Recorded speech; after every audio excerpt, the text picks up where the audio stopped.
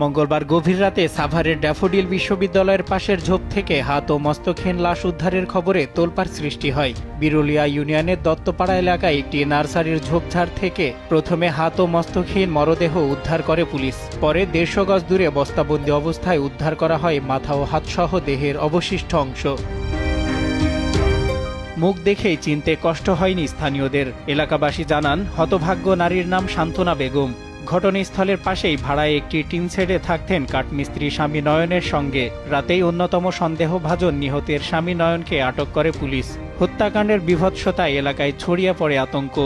যেরকম একটা মানুষ মারে এখানে ফালাইতে হয়ে গেছে, কত জায়গা আছে আল্লাহ এখানে ফালাইতেলো না, আইনা হারে এখানে ফালাইতে হয়ে গেছে। কেমন একটা বই, আমরা খুব ভয়ে আছি।